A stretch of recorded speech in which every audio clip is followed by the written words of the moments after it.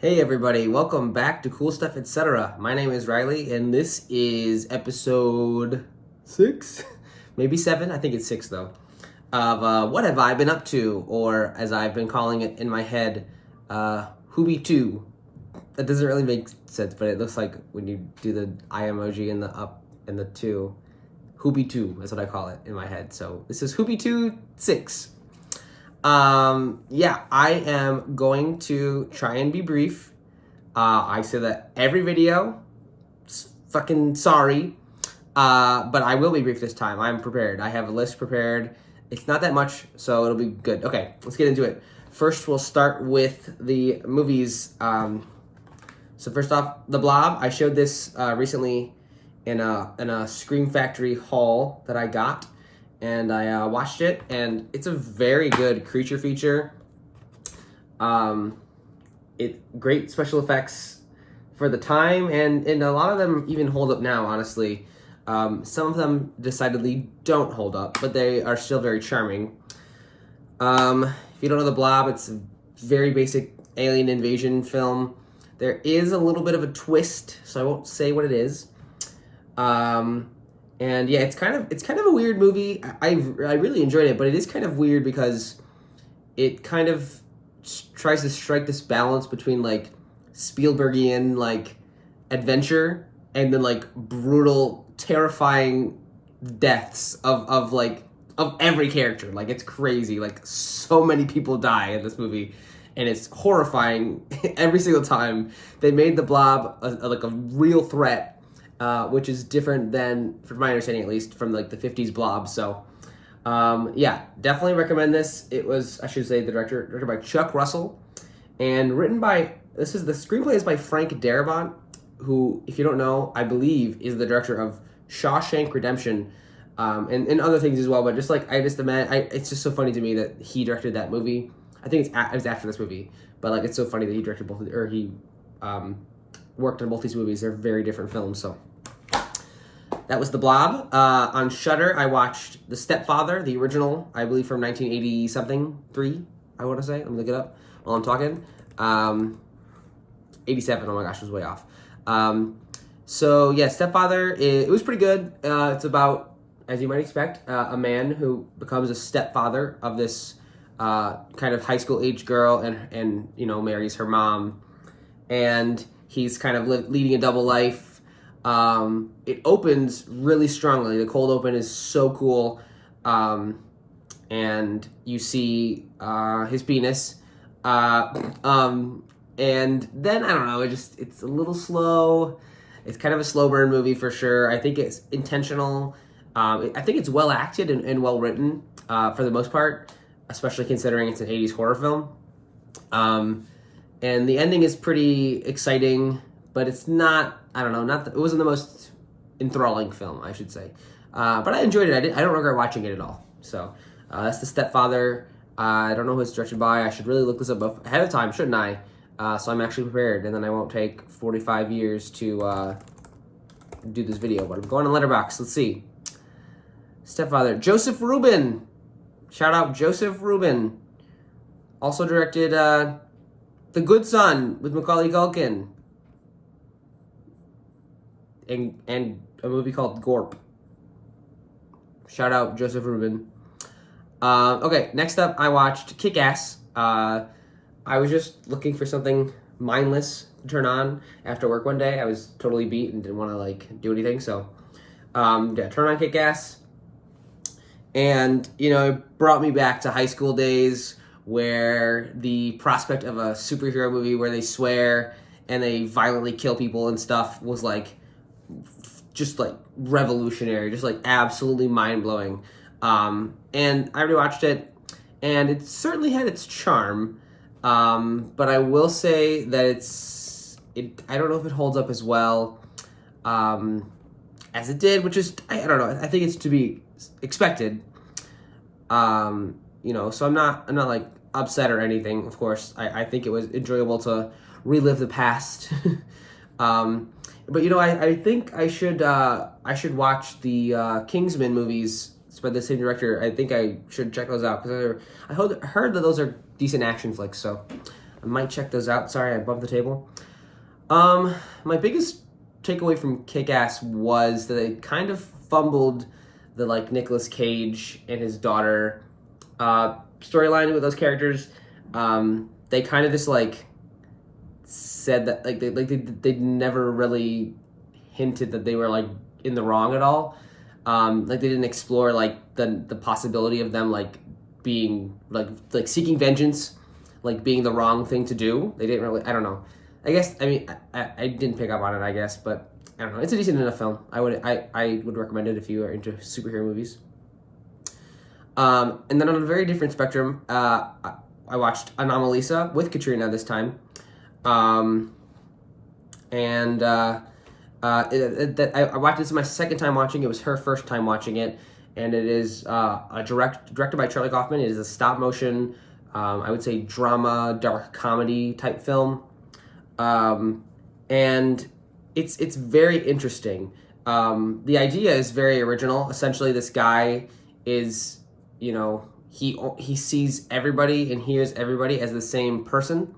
So there's only 3 voices in the whole film. There's the main guy, then there's the guy. Everyone is voiced by Tom Noonan, except for Lisa, who is voiced, I think, by Jennifer Jason Leigh, and she does a great job. I think everyone does a great job. I think the script is really smart, really witty. Sometimes it kind of has that Kaufman thing where he throws in a lot of expletives, and it's like trying to be funny, I guess. I don't know. That stuff is kind of silly, but it is really clever. I don't want to spoil anything. I recommend everybody watch it. I think that it's a very unique film. You're not going to see anything else like it, and it's a movie that you can think about for a long time, and you can probably get a lot of stuff out of it. But this movie of Kaufman's work, I think this might be my least favorite that I've seen thus far, which isn't to say that it's bad. Just that, I don't know, not totally my thing, I guess. I don't know. I honestly it's still stirring, I think. I also watched Candyman, which I also got in that Scream Factory haul. This is directed by Bernard Rose. And if you're not familiar with Candyman, this is the original, I should mention. I forgot there's a remake out, which I haven't seen, but I want to. This is about this man here, Tony Todd. That's the actor's name. And he is the titular Candyman, who is an urban legend of some kind. And Helen Lyle, as you can see here, being lovingly caressed by Mr. Candyman. She's doing a thesis with her, like a grad student thesis with her friend, and they're kind of investigating this urban legend, and it kind of unravels this like whole like centuries long thing that happens, and it deals pretty directly with themes of race and kind of like gentrification type stuff a little bit. But yeah, I think it's a really smart horror film. I think that it is very well directed. I watched the unrated cut, which was awesome. It's funny because the quality changes when it's like the stuff that was cut. So when that one guy dies, I'm not gonna say why or when, but when one of the guys dies, he like the camera quality totally cuts down because they had to like take out all this violence, and they included it in their unrated cut, and it looks great. But yeah, this movie, I actually didn't know where it was going to go. I thought it was one thing, and then like 40 minutes in, I was like, whoa, that's a huge departure from what I had expected. So yeah, even though I felt like I had known what this movie was, it actually surprised me. So that's Candyman. And then finally, I finished all the original Critters films with Critters 4. I'm now looking at that cover, and it is very silly because there is not a moon. They're in space, but it's not a moon. Critters 4 is directed by Rupert Harvey, who I don't know what else he's done, but he did a great job, in my opinion, with Critters 4. I actually really liked it, and surprisingly, it might be my favorite of all of them, which is saying a lot. I guess it's saying a lot because I felt like all the other ones were pretty much the exact same like enjoyment for me. Like everything was kind of the same, and to an extent, this I feel like I enjoyed this the same as the first three. But I don't know. I like the setting more. I listen. Brad Dourif's in it, so there's that. I kind of give it points for that.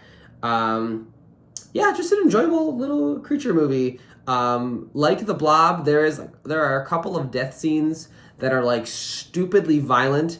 Critters, the whole Critter series has always been like jumping back and forth between like extreme violence and like silly Gremlins escapades. Whereas the Gremlins, nothing's really super violent in the Gremlins. They don't really show anything, but in this movie particularly, they show a critter eats his way into a man and then emerges from his mouth. That was disgusting but awesome. So yeah, I mean, this is an interesting series.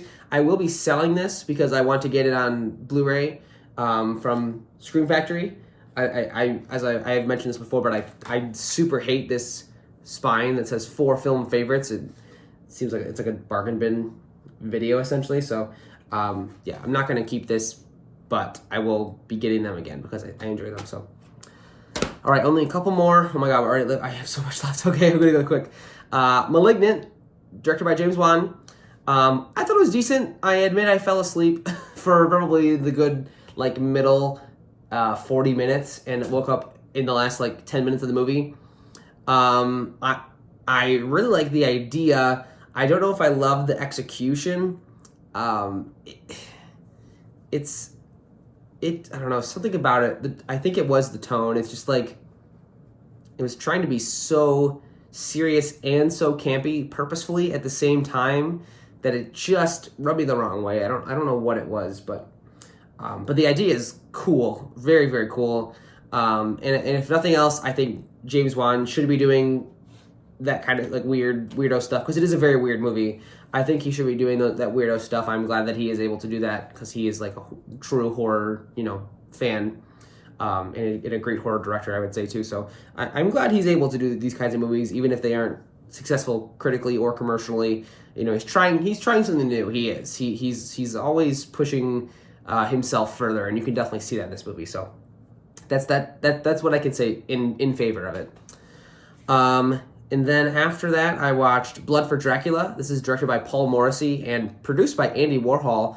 And about 10 minutes in, I was looking on my phone because I have ADHD, and I stumbled across this thing that said Paul Morrissey, where he's like self-proclaimed right-winger. Oh, actually, it was like, on Letterboxd, actually. It's on his Letterboxd thing. Self-proclaimed conservative and right-winger. And I was like, oh, this totally shades this movie differently than I was expecting it to. So I was going into it thinking it was going to be some sort of like erotic queer horror film. And I mean, there's definitely some like homoerotic undertones. I don't know if that's intentional or not. And I don't mean the lesbian sisters because that's obviously an overtone. I mean with Dracula, there's like, I don't know, it's very sexual. I feel like he is a queer-coded individual, so I'm not sure. But it really colored my viewing, and it's so like thematically speaking, I think this movie is detestable. But on a enjoyment, like on an entertainment basis, I was enthralled almost the whole time. I think the sets and the costumes and the production is so cool. The acting is either very good in a campy way. Like no one in this movie is like a good actor in a traditional sense. But it fits what they're trying. It fits the movie they're trying to make, and it just really, I don't know. It's an enjoyable movie. But yeah, I mean like, I guess I should say what it's about.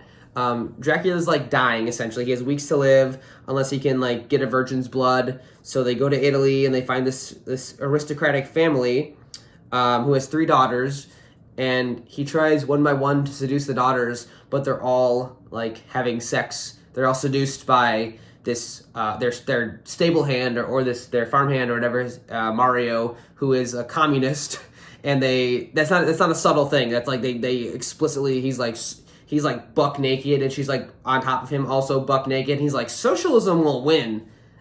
They're not subtle about it at all. I don't know. This is a weird movie in a lot of ways. Very very exciting climax at the last probably 10 minutes. I recommend it. I thought it was great, even though it's, as I said, thematically speaking, it's kind of detestable from my political viewpoint. But regardless, I think it's a good movie. You should check it out. And then the last movie I watched, I won't talk about too much, but The Sixth Sense. I had recently purchased this. Oh my gosh, I don't have the DVD to show you. I didn't grab it. It's fine. You've seen the fucking Sixth Sense. It's good. It wasn't as good as I was expecting it to be. I think that because I knew the twist and everything, it like kind of colored my viewing a little bit. Really, Katie and I just spent the whole movie like kind of like picking it apart logically, which I don't like doing. I don't like when people do that with movies. I don't think movies are meant to necessarily be totally logical all the time. I'm more looking for an emotional connection, or like a cool story or something like that. But, I mean, like logically speaking, I know that they say in the movie, like the ghosts only see what they want to see, and that's fine. But it just doesn't make sense that this man would spend a full year, like, thinking he was alive. His wife doesn't say a word to him. And Cole's mom, he's like sitting in the parlor with Cole's mom until Cole gets home, and he doesn't say anything to her. Like, who let him in? Did she let him in? She didn't. I guess he thinks that she did. I don't know. Maybe I'm misunderstanding. But I don't know. It's just kind of silly. It's a good movie. It's not a horror film. It is not a horror film at all. I don't know why Shyamalan tried to make it scary, because it's not scary. I think the emotional element is much more potent. I wish they kind of just didn't do anything with the horror at all, to be honest. It would have been a much better film, actually, I think. So, but it's good. I'm not a fan of Shyamalan. I'll probably watch his other stuff just to see. But yeah, that's The Sixth Sense. Let's get into some music. All right, first up, Lorde, Melodrama. This is a great pop record. I think I don't know if I like this more than her debut, and I haven't listened to her new stuff because it didn't really interest me. But this is actually, I think this is great. There's a lot of great songs on here. She's definitely a bit more on the quote-unquote trendy side of things. She's following a lot of pop trends. I wouldn't say it's as unique a record as Pure Heroine, which is fine. But there's a lot of great moments on here. And I think Lorde is a talented person. Yeah, check it out. Also listen to Suffer by Bad Religion. This is a classic skate punk melodic hardcore release.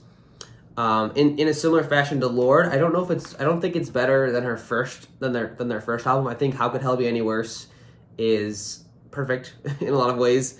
And I think this is kind of treading the same ground. I know they had that second album that was like a prog rock space opera type thing that everyone fucking hated. I haven't listened to it. I'm actually really interested in listening to it, but this is like a return to form for them, to my understanding. So it's definitely a return to form. It's delivering Bad Religion.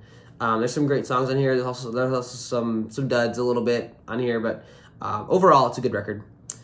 Another album I listened to, Goths by the Mountain Goats. If you're not familiar with the Mountain Goats, they're a folk rock, indie rock band outfit led by one John Darnielle, who is a songwriter.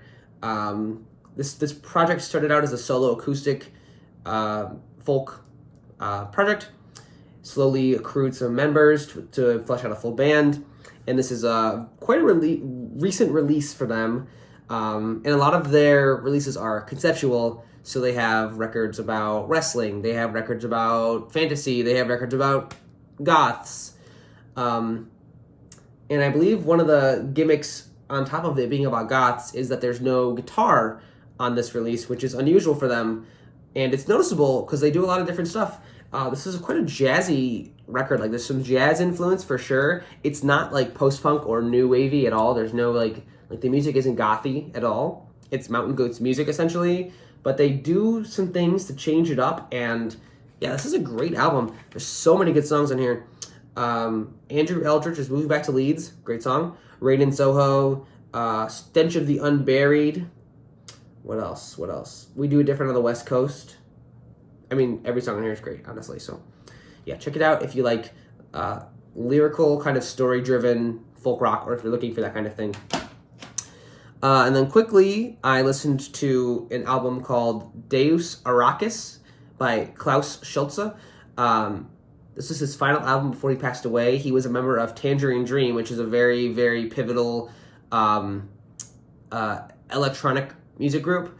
I don't have much experience at all with them. I know they're very well renowned. And I found this scrolling on Bandcamp, trying to find ambient music to listen to. And this was quite good. It's kind of long, like 3 or 4 pieces of music that kind of are broken into parts. And it's quite long. It does definitely feel very epic, very sci-fi. So it fits that very, very well. And it's something I'm going to return to every now and again. I really was interested in it. And, you know, rest in peace to Klaus. Total badass, from my understanding. Nothing but respect for him. So, all right, this next one, I have 2 left music-wise. This next one is a big one. I listened for the first time to 3 Cheers for Sweet Revenge by My Chemical Romance.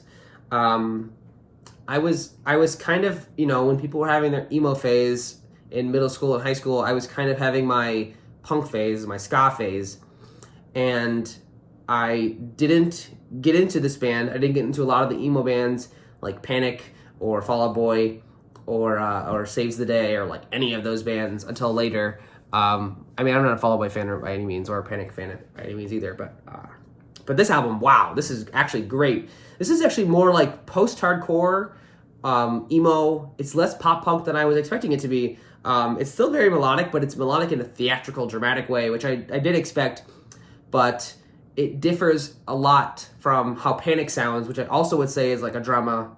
I said drama kid, which is accurate, but like a dramatic type vocal delivery and melodies. But this is like the music behind the vocals is very different from Panic. It is definitely punk rock. It is not pop punk, I would say, very much at all. It is very, very energetic, very fast. Lots of drum fills. The drums were crazy to listen to. That was one of my favorite parts about the whole project. And I mean, there's some classics on here. Helena, obviously, or Helena. I don't know how to pronounce it. It's an emo classic for all time, of course. But what really shocked me is that the last half of this record was just like banger after banger after banger. And I am desperately looking for a copy on CD now. I really, really want to have this and listen to it some more. I was really floored by it. So, yeah, that's 3 Cheers for Sweet Revenge. And then finally, on the music side of things, before going into the metal side of things, we have Morbid Stuff by Pup. This is also a pop punk melodic. I wouldn't say it's melodic hardcore, really, but it's pop punk. Sorry, my nose is so itchy right now. Pup is a band that I've enjoyed. I talked last time about their first album, and this is their newest, or not the newest, sorry, their second to newest album. And this is an album that I enjoy. I think the first half is definitely stronger than the last half. The last half is kind of bland to me. And I honestly thought the whole record was kind of bland on my first listen, but now giving it a second listen a couple weeks after the fact, oh my gosh, my nose is so itchy. I'm sorry, y'all. Giving it another listen a couple weeks after the fact, I am interested in giving it more listens. I think it opened up a little bit to me. The melodies were a bit more clear and a bit more engaging this time. The songwriting was a bit better to my ears as well. Just overall, I feel stronger about it. But that being said, I still think that The Dream Is Over is their strongest release. That's an album that I come back to all the time, and it never lets me down, honestly. That's one I stick by. So if you're looking for great pop punk, I'm almost wanting to pull it off the shelf if I can quickly find it. Oh, I don't want to delay this video any longer, but I'm doing it. I'm doing just that. Where is it? I can't find it. I'm not going to do it. Okay, it's fine. I'm not going to get it. It's on the shelf somewhere. But I recommend The Dream Is Over by Pup. You should check it out. They're Canadian. I should mention that. They're Canadian. All right, metal. Time for some metal. I'm going quick. It's 25 minutes. I'm going quick. First, I listened to The White Hand by Moonsword. And this is a black metal band from, I believe, Kentucky. It's on Ancient Meadow, which is a Dungeon Synth label. But I was looking at their distro, and they had copies of this, so I'm like, oh, I'm interested in this, but I want to buy it without listening to it first, so let me check it out. And it's just 2 long tracks. And the first track is like 7 minutes of a studio track, and then the next like maybe 16 or 17 minutes is like a live recording, which was unexpected. And then the second track is like a full EP on there. It's like, so I guess technically this is a compilation. I've only listened to it once. It didn't like wow me by any means, but it was good. I enjoyed it. It's kind of standard black metal fare. And you know, I enjoy the kind of raw production. It's not like super dark cavernous type stuff. Like it's not Black Silice like levels of production, but it's enjoyable. I recommend it. I think that a fan of black metal would enjoy this. Next, I listened to The Labyrinth by Necrot. This is their debut. Is it an album? I believe it's an album. I'm looking it up. I believe this is their debut album. And it took me a long time to get into it. It is not as a compilation. I don't know. It's a compilation of demo tapes. And if I'm being honest, I don't fully remember that much about this. It didn't explicitly wow me, which I would say Blood Offerings and Mortal both did. They're both great releases. So maybe I'll come back to this at some point and have more to say about it. But for now, I think it's just decent death metal. Not much else. Next, I listened to Imvald, I believe is how you pronounce it, by Paysage de Hiver. I believe I've talked previously about this band, this project, and I love, actually get up here. I love this release. This is the self-titled release, just 3 tracks, and they're all quite long, and this is an extremely long release. This is like 2 hours of music. So one morning when I was reading, I just turned this on while I was reading. It wasn't what I was expecting. The production was much more clear. It was definitely more in your face, definitely more hellish, less relaxing, less atmospheric to me. There are ambient interludes between songs. And I don't know, it didn't wow me. I will come back to it. I do want to listen to some more. But it's not really what I'm looking for from this project. But maybe I can learn to appreciate it, the more I listen to it. And yeah, that's really all I gotta say. Next up, I have my first CD to share, and that is, Departure Chandelier with Antichrist Rise to Power. As you might see on the cover, you might recognize this young gentleman who is dead. That's Napoleon. Yes, this is, as it says on the back cover, Napoleonic War black metal. It's not war metal, the genre. It is about the Napoleonic War. It is really just standard mid-tempo black metal, some blast beats here and there with some synth over top. I think this is actually quite good. And I've had this for a while. I listen to it every now and again. It's just something that I can put on and it kind of, I don't know, it's just good. I recommend it. I should mention that label is on Nuclear War Now Productions. As you might have seen, I have a cracked jewel case. I don't know why I get so unlucky with those, but I have several cracked jewel cases.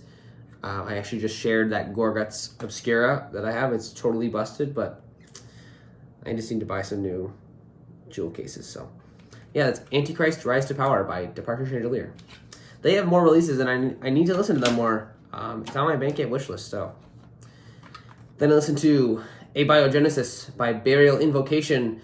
I talked about this in my CD collection video, and it inspired me to listen to it the very next day after recording that video on the way to work. And wow, yeah, this is still a rager. This is so good. I can't believe this band has not released anything else after this. I am just like frothing at the mouth for more of this. This is so good.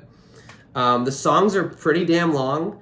It's definitely Blood Incantation-y. I know it's like a very easy comparison to make, and it's probably not fair since Blood Incantation is similarly like influenced by a lot of stuff, but it's hard not to make that comparison when you have a 12-minute long track on your album. But yeah, I mean, this is awesome. This is so good. I don't even know what to say about the music. It is old school death metal for sure. The songs are very long, and really I don't think there's much repetition of riffs. There's a lot going on here, so it's definitely taken me a long time to take it all in, and I feel like I'm still processing it. I could still use a couple more listens on this. I might throw this on pretty soon here. The next two I'm excited to talk about as well. So first up, we have Infest the Rat's Nest by King Gizzard and the Lizard Wizard. And if you've not heard of that band, you could be either a metalhead who's never heard of them, or a casual music listener who's surprised to hear that they're in the metal section.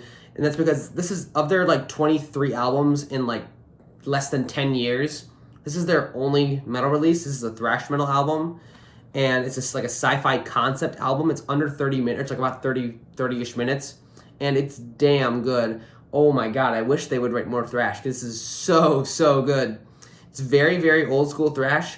They have a song in here that sounds like Sleep, the band Sleep, not like going to sleep.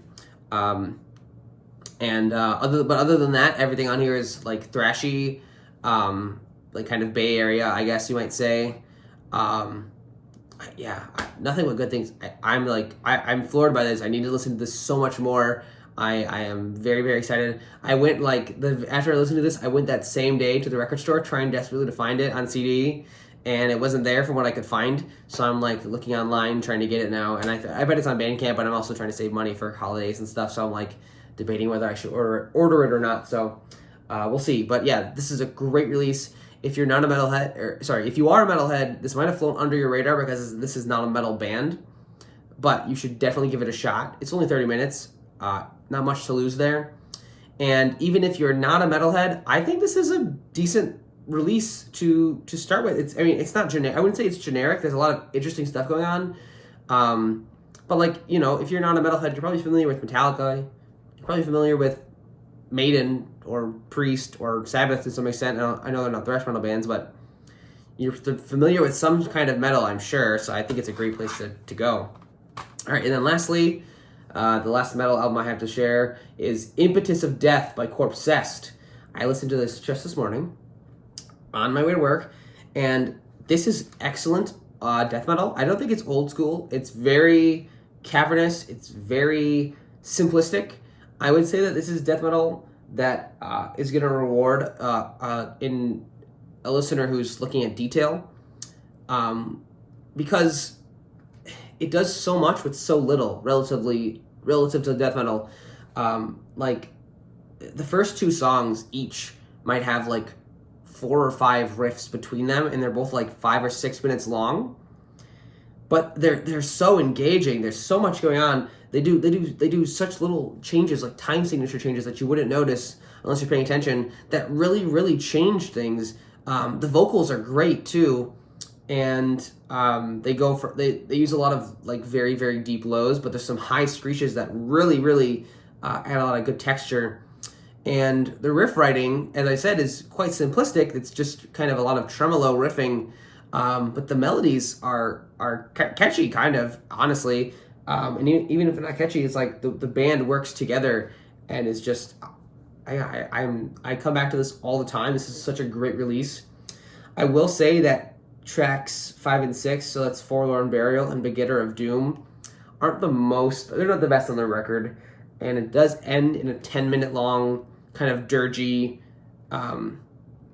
death metal-ish song, Starless Event Horizon, and that's not the best song on the record either, but it's still good. And it's a band that I need to listen to more of. I know they just came out with a new release sometime either this year or last year, and I missed out on it. I need to pick it up. Quickly, I'll go through the Dungeon Zip. My voice is going out. That has me worried a little bit that I'm getting sick, but I listened to Ubin's Quest by Dungeon Troll, and I checked today. I was going to buy it. There was like 7 copies left, and now there's none, and I'm kicking myself. I'm so mad. So yeah, I can't have this now, probably, unless they reprint it, and I don't know if they'll do that. So yeah, I'm pretty upset at myself about this, to be honest. But you live and you learn. This is a pretty good dungeon synth. I enjoy it. The reason I didn't buy it is because I only listened to it like once, but I remember like really enjoying it, and so I just like, and the shipping was so much that I was like, I'm gonna hold off on this. And I listened to this other release from the same record label that it's a Forked Tongue in the Wound of Christ by Morgrave or Morgrave. And I listened to that to see if I could like, if I liked that, I would add it on to the order, and it would kind of make it, I don't know, not make it less money, but it would make it a little more worthwhile than just ordering one tape. But I ran out of time, so these are both decent. And then I also listened to Mana Battery by Skeld, and this is also quite good. I feel like I don't have the words to describe these projects. I feel like they're all kind of in the same vein. I listen to a lot of very similar dungeon synths, so maybe in the future I won't talk about these projects unless I can share the cassettes or whatever. So, okay, board games. Let's do board games. Let's do them. Okay, put this stuff over here. All right, we played Viticulture. This is a worker placement contract fulfillment game where you are making wine on your vineyard. It's pretty awesome. I decided to show what's in here a little bit, at least some of the components.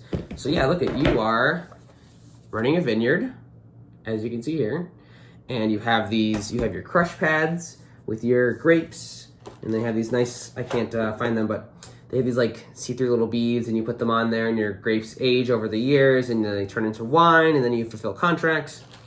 You have all of these little pieces. There's 6 people can play this game, which is awesome. And we even splurged and got the fully metal coins, which are they're great. I love these. I think it was a very worthwhile investment because we really, really love this game.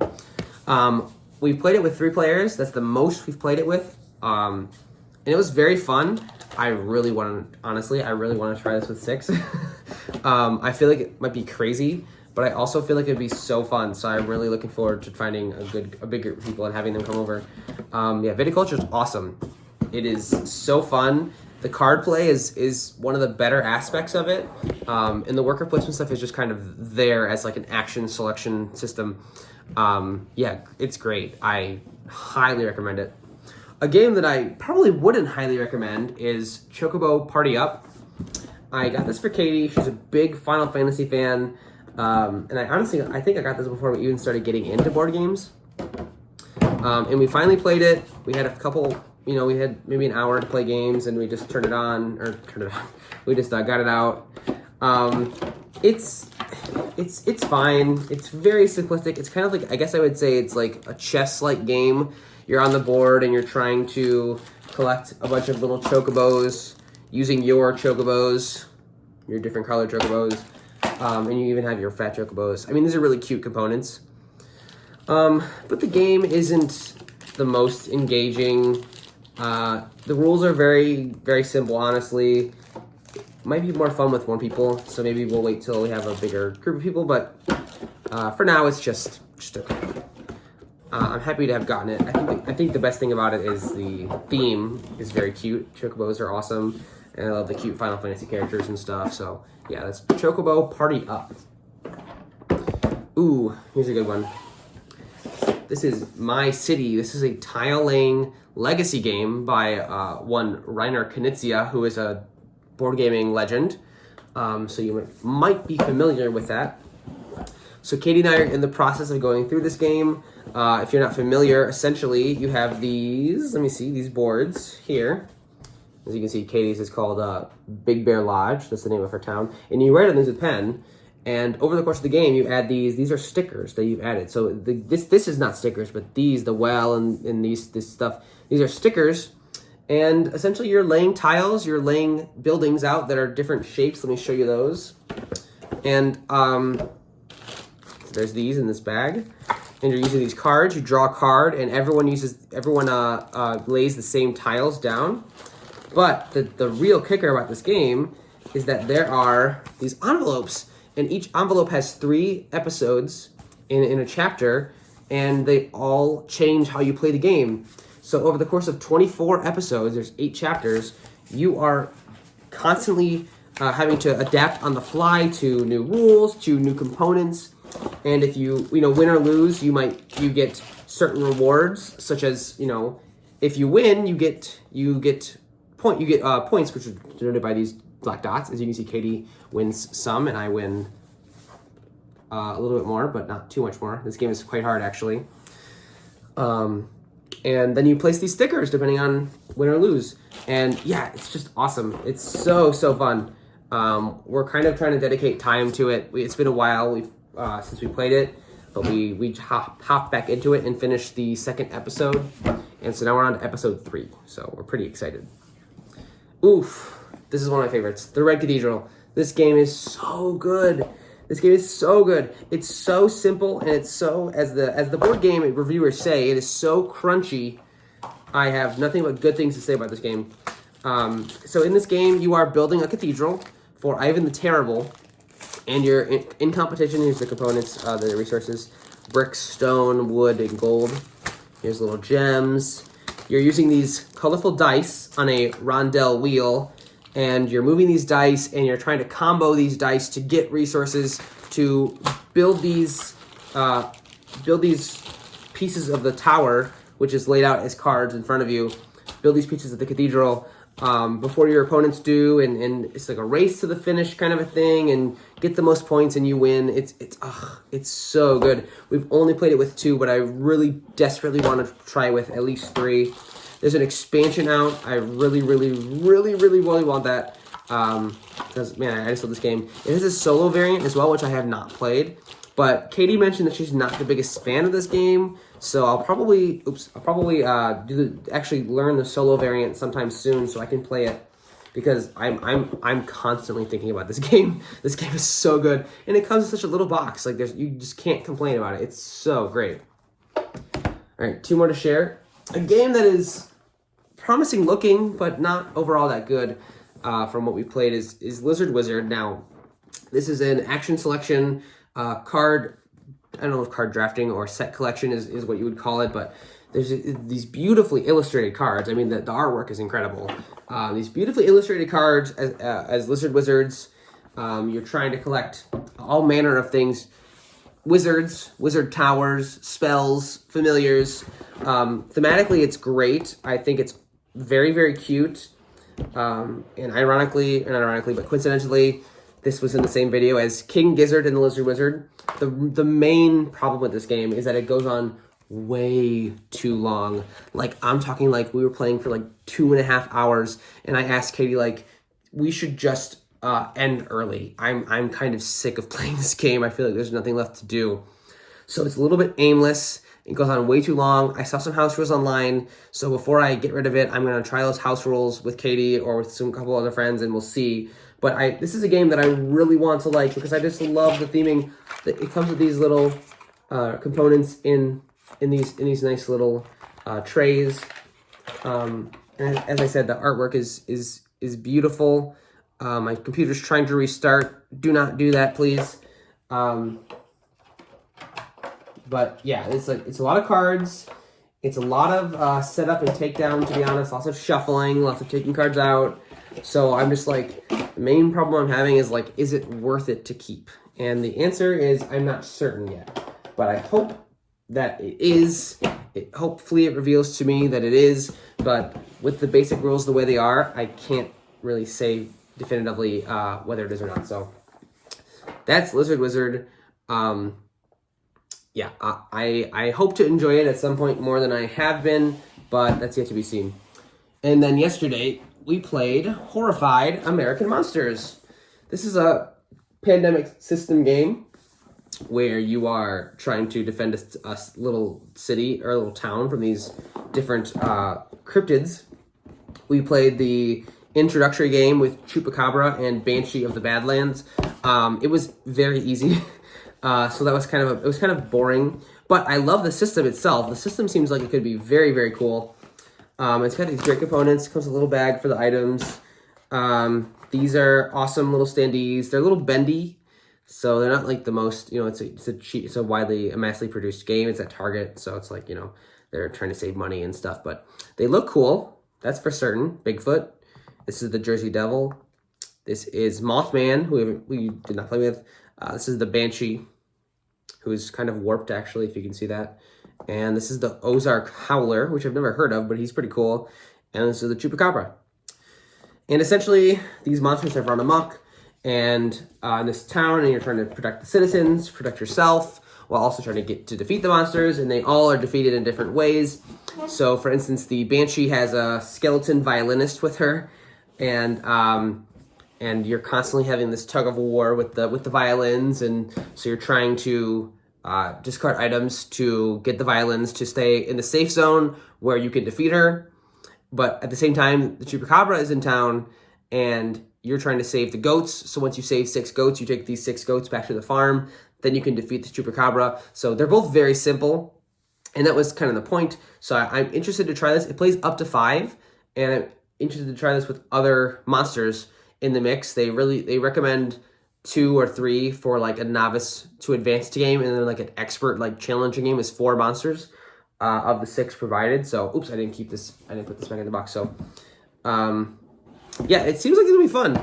I don't know. I don't know if Katie super enjoyed it, but I think that she would if given a better shot. Maybe in a little bit more challenging. She was kind of lost on what to do, which is fine because it was their first game. So, but yeah, it's Horrified American Monsters. And I should mention there's also like Universal Monsters, so it's like Frankenstein and shit in a different version. All right, and then finally, oh my god, this is the longest video I've ever fucking made. Vinland Saga, Book 2, I finished it. It's so good. It's so good. Vinland Saga is a seinen manga, about Vikings, and it seems very historically accurate in terms of like Viking culture and the way they lived, the things like the boats they used and the weapons they used and the armor and stuff. But yeah, this is a revenge story.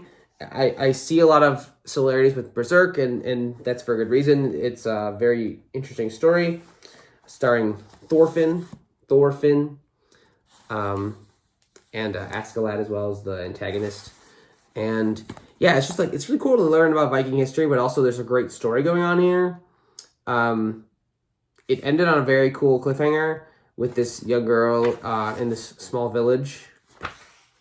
And there's some like religious themes because the Vikings are like kind of fighting against Christianity type stuff. So this is awesome. I can't wait for the 3rd volume. This is my friend Chevy's copy, and he lent it to me.